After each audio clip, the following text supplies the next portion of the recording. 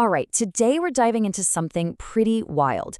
Something that's happening inside you right now, thousands of times a day, but you probably never ever think about it. It's this hidden, silent moment in our own biology. I mean, really think about it for a second. You breathe in, you breathe out, and then what? There's that tiny little pause, right? A moment of stillness. So what is that? Is it just nothing? Or, and this is the big question, could that pause actually be a gateway to a totally different way of experiencing the world? So to really get this, we've got to start by completely rethinking how we look at breathing itself. We need to focus on what this model calls the forgotten pause. Usually we think of breathing as just two things, right? In and out. Simple. But this model says, hold on, there's a third part. A really crucial phase they call the interphase. And it turns out that overlooked little gap is where all the magic happens. Yeah, so this isn't just an empty space, not at all. It's actually a really active, super interesting state.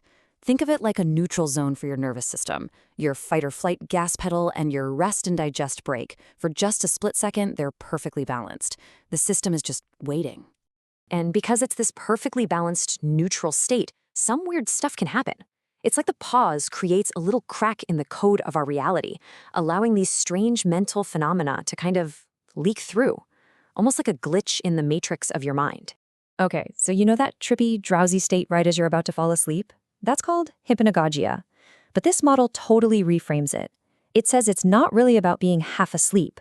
It's about what happens when the CEO of your brain, the part that's always in control, just takes a coffee break. And when the boss is away, you get to see the raw, unfiltered machinery of your dream factory at work. So here's the mechanism, right? During that silent little pause between breaths, the part of your brain in charge of everything, your prefrontal cortex, it just loosens its grip for a second, it stops micromanaging, but, and this is the key part, you are still 100% awake. And just like in an office, when the manager steps out for a minute, the creative team just goes wild. That's when you get these bizarre, dreamlike things popping into your head out of nowhere. Like fragmentary images, weird connections between ideas, or thoughts that just don't make any sense. They're bleeding through from another part of your mind. Okay, so this is where it gets really interesting. We've got this momentary glitch, this little crack in reality. So what if you could do more than just glimpse it? What if you could actually take that glitch and stretch it out, turn it into your new, stable, continuous way of being? Ever get those goosebumps or chills for no reason, that feeling of frisson? Well, according to this model, that's literally just sensory static. It's the noise you get from jumping back and forth across this neural boundary. But once you stop jumping and learn to actually live on that boundary line, the static just vanishes. To do that, though, requires a total rethink of what breathing is even for. It stops being about just, getting air in and out, that's ventilation. Instead, it becomes this incredibly subtle process of regulating the micropressures inside your body. Suddenly, the inhale and exhale aren't the main event anymore. The star of the show becomes that still point in the middle. And the result of this shift, it's huge. That little pause, that boundary state, it actually expands and becomes your new baseline, your new normal. Now, I have to be super clear about this. This is not about holding your breath. Not at all. It's an automatic, autonomous shift in your system, not something you force. And here's the paradox, which is so cool. All those things that let you know you're getting close, the weird dream images, the chills, all that static, they're actually just side effects of the journey. Once you get there, once you stabilize in that new state, they completely fade away. They were just signposts pointing the way. They were never the destination itself. Okay, so what? Why should you care about any of this?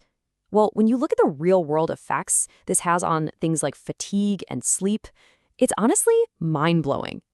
Just think for a second about how much energy your brain burns every single day on stuff that isn't the task at hand.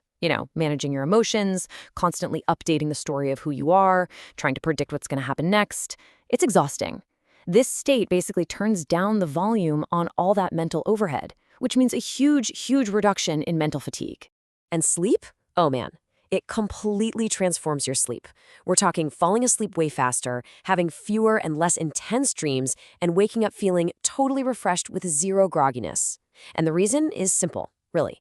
If you spend your whole day living on the boundary between states, there's no big wall to climb over when it's time to go to sleep. All right, let's wrap this up a bit. Let's pull all these threads together. What does it actually feel like to operate from this new baseline? Now, it would be really easy to get the wrong idea here. This is not being spaced out or dissociated. It's not apathy or some kind of ADHD. It's the exact opposite of a deficit, actually. It's more like a system upgrade. It's stripping away all the unnecessary junk, the emotional drama, the mental noise that clutters up our normal experience. So if you map it out, the whole process looks like this. First, your breathing changes its main job. That makes the pause between breaths the dominant phase. This then starts to dissolve the hard walls between brain states, which means moving between them becomes smooth and continuous. And the end result? All that constant internal chatter, the emotions, the story of me, it just quiets down and steps into the background. Which really brings us to the central, most powerful idea of this whole model. That little space between your breaths, it's not just a pit stop. It's not a transition. It can become the new home base, the stable operating platform for your entire conscious experience. And when you think about it, the implications go even further.